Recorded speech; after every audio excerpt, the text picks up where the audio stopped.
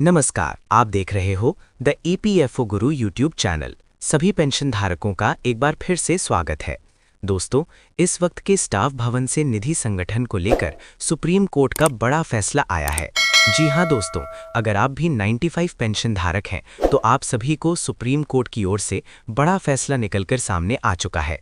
Supreme court ने कहा कि 11 साल में नहीं हुआ कोई बदलाव, अब 4 महीने में निर्णय लेने के निर्देश। जी हां दोस्तों, जो बदलाव आपके लिए 11 साल के अंदर नहीं हुआ है तो अब उसे 4 महीने के अंदर फैसला लेना होगा। सर्वोच्च न्यायालय ने यहां पर आदेश जारी कर दिया है। तो इसके बारे में दोस्तों आज इस वीडियो के अंदर पूरी तरह से जो जानकारी है वो आप सभी को देगी। और इसी के साथ यहां पर हम बात करने वाले हैं अगली बड़ी खबर के बारे में। तो पीएफ खाता धारकों के लिए साल 2026 के अंदर 3 नए नियम। जी हां दोस्तों, यहां न्यू रूल्स पर स्टाफ फ्यूचर फंड ऑर्गेनाइजेशन को लेकर बड़ी खबर निकल कर आई है। पीएफ रूल्स द्वारा जारी अधिसूचना का सामने आकर भुगतान कर दिया गया है। सुप्रीम कोर्ट के ऐतिहासिक फैसले से पीएफ खाता धारकों को अब मिलेगी राहत। जानिए कौन कौन से बड़े नियम बदलेंगे आप सभी के लिए और आधार का लाभ आपको कैसे मिलेगा। तो इसके बारे में आपको उस वीडियो के बारे में जानकारी दी गई है। यानी कि दोस्तों अगर आप ईपीएस 95 पेंशन धारक हैं तो आज का ये वीडियो आपके लिए बहुत ज़्यादा खास है। इस वीडियो को आप शुरुआत से लगाकर लास्ट तक पूरा देखिएगा। चैनल को सब्सक्राइब करना छोड़ दीजिए, वीडियो को लाइक करना छोड़ दीजिए, लेकिन आप पूरा ध्यानपूर्वक ज़रूर देखिएगा। तभी दोस्तों आप सभी को जो है सही, सटीक और तथ्यों पर आधारित जो भी खबर है उसका पता चलेगा। तो चलिए सबसे पहली बड़ी खबर की ओर चलते हैं। ईपीएफओ की 15 की सैलरी लिमिट बढ़ाने पर विचार करे सरकार। सुप्रीम कोर्ट ने कहा कि 11 साल से नहीं हुआ बदलाव, 4 महीने में फैसला लेने का दे डाला है निर्देश। जी हां दोस्तों, जो बदलाव आपके लिए 11 साल के अंदर नहीं हुआ है तो अब उसे 4 महीने के अंदर फैसला लेना होगा। सर्वोच्च न्यायालय ने यहां पर आदेश जारी कर दिया है। तो इसके बारे में दोस्तों आज इस वीडियो के अंदर पूरी तरह से जो जानकारी है वो आप सभी को देगी। और इसी के साथ यहां पर हम बात करने वाले हैं अगली बड़ी खबर के बारे में। तो पीएफ खाता धारकों के लिए साल 2026 के अंदर 3 अहम नियम। जी हां दोस्तों, यहां न्यू रूल्स पर स्टाफ फ्यूचर फंड ऑर्गेनाइजेशन को लेकर बड़ी खबर निकल कर आई है। पीएफ रूल्स द्वारा जारी अधिसूचना का सामने आकर भुगतान कर दिया गया है। सुप्रीम कोर्ट के ऐतिहासिक फैसले से पीएफ खाता धारकों को अब मिलेगी राहत। जानिए कौन कौन से बड़े नियम बदलेंगे आप सभी के लिए और आधार का लाभ आपको कैसे मिलेगा। तो इसके बारे में आपको इस वीडियो के बारे में जानकारी दी गई है। यानी कि दोस्तों अगर आप ईपीएस 95 पेंशन धारक हैं तो आज का ये वीडियो आपके लिए बहुत ज़्यादा खास है। इस वीडियो को आप शुरुआत से लगाकर लास्ट तक पूरा देखिएगा। चैनल को सब्सक्राइब करना छोड़ दीजिए, वीडियो को लाइक करना छोड़ दीजिए, लेकिन आप पूरा ध्यानपूर्वक जरूर देखिएगा। तभी दोस्तों आप सभी को जो है सही, सटीक और तथ्यों पर आधारित जो भी खबर है उसका पता चलेगा। तो चलिए सबसे पहली बड़ी खबर की ओर चलते हैं।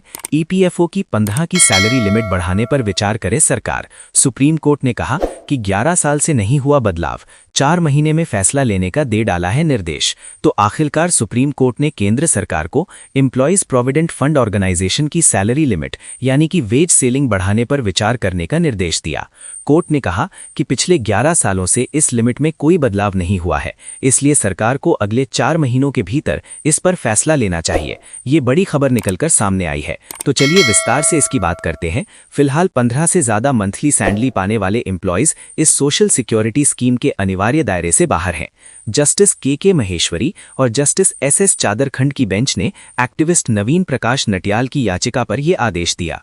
कोर्ट ने याचिकाकर्ता को निर्देश दिया कि वे 2 सप्ताह के भीतर केंद्र सरकार को अपना प्रेसिडेंस सौंपे, जिस पर सरकार को समय सीमा के भीतर ही फैसला लेना होगा।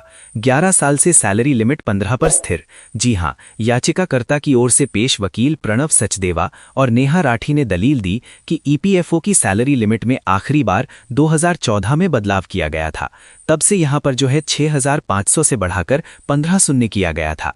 पिछले 1 दशक में महंगाई और न्यूनतम वेतन में भारी बढ़ोतरी हुई है, लेकिन ईपीएफओ की लिमिट वहीं अटकी हुई है और इसके कारण करोड़ों कर्मचारियों को सोशल सिक्योरिटी से वंचित यहां पर रह जाती है।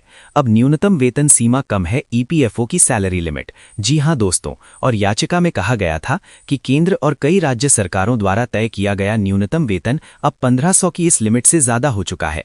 ऐसे में जो कर्मचारी न्यूनतम मजदूरी पा रही हैं वे ईपीएफओ के दायरे से बाहर होते जा रही हैं। वकील सचदेवा ने कहा कि ये कल्याणकारी योजना है, लेकिन इसकी पुरानी लिमिट के कारण ज्यादातर कामगारों को इसका लाभ नहीं मिल पा रहा है। दोस्तों, 2022 में ईपीएफओ की सब कमेटी ने भी इसकी सिफारिश की थी।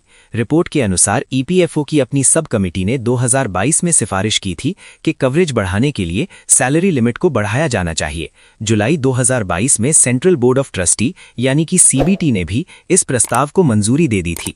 याचिका में आरोप लगाया गया कि बोर्ड की मंजूरी के बाद केंद्र सरकार ने अब तक इसे कोई अंतिम फैसला इस पर नहीं दिया है। जी हां, याचिका में एक स्टैटिकल एनालिसिस का हवाला देते हुए कहा गया था कि 70 सालों से सैलरी लिमिट का रिवीजन किस तय फॉर्मूले के आधार पर नहीं हो रहा है। शुरुआती 30 साल की बात करें तो ये स्कीम सभी को साथ लेकर चलने वाली थी। इसका दायरा इतना बड़ा था कि इसमें लगभग हर छोटे बड़े कर्मचारियों को शामिल किया जाता और उन्हें फायदा मिलता था। पिछले 3 दशक की बात करें तो अब ये योजना कई कर्मचारियों को बाहर करने वाली बन गई है। सैलरी लिमिट कम होने की वजह से लोग इसके दायरे से बाहर होते जा रहे हैं। और पैरामीटर्स की अनदेखी को लेकर बात की जाए तो रिवीजन के वक्त रिटेल महंगाई या कंज्यूमर प्राइस इंडेक्स सीपीआई, प्रति व्यक्ति आय और महंगाई दर जैसी मानकों को अब जो है नजरअंदाज किया गया है। तो अब क्या होगा बदलाव का असर, इसको लेकर अगर बात करें तो अगर केंद्र सरकार सैलरी लिमिट को 15 से बढ़ाकर 21 उससे ज्यादा करती है तो संगठित क्षेत्र में लाखों नए कर्मचारी ईपीएफओ के दायरे में आएंगे। इससे उनकी रिटायरमेंट सेविंग बढ़ेगी, उन्हें पेंशन और बीमा का लाभ भी मिलेगा। हालांकि इससे कंपनियां और सरकार पर वित्तीय बोझ भी पड़ेगा, क्योंकि उन्हें भी ईपीएफ में अपना योगदान देना होगा। लेकिन यहां पर जो है लाखों संगठित क्षेत्र के नए कर्मचारियों को लाभ देखने को मिलेगा।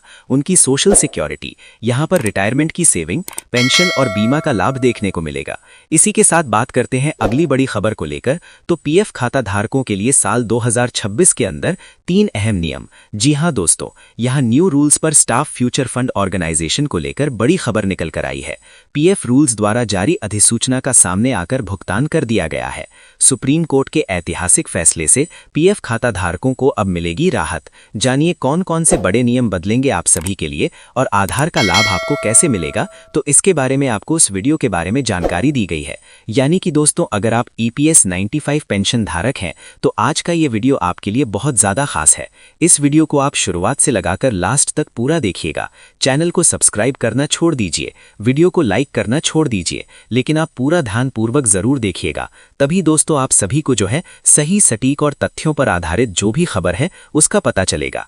तो चलिए सबसे पहली बड़ी खबर की ओर चलते हैं। ईपीएफओ की 15 की सैलरी लिमिट बढ़ाने पर विचार करे सरकार। सुप्रीम कोर्ट ने कहा कि 11 साल से नहीं हुआ बदलाव, 4 महीने में फैसला लेने का दे डाला है निर्देश। तो आखिरकार सुप्रीम कोर्ट ने केंद्र सरकार को एम्प्लॉयज प्रोविडेंट फंड ऑर्गेनाइजेशन की सैलरी लिमिट यानी कि वेज सीलिंग बढ़ाने पर विचार करने का निर्देश दिया। कोर्ट ने कहा कि पिछले 11 सालों से इस लिमिट में कोई बदलाव नहीं हुआ है, इसलिए सरकार को अगले 4 महीनों के भीतर इस पर फैसला लेना चाहिए। ये बड़ी खबर निकलकर सामने आई है, तो चलिए विस्तार से इसकी बात करते हैं। फिलहाल 15 से ज्यादा मंथली सैलरी पाने वाले एम्प्लॉयज इस सोशल सिक्योरिटी स्कीम के अनिवार्य दायरे से बाहर हैं। जस्टिस के महेश्वरी और जस्टिस एस चादरखंड की बेंच ने एक्टिविस्ट नवीन प्रकाश नटियाल की याचिका पर यह आदेश दिया।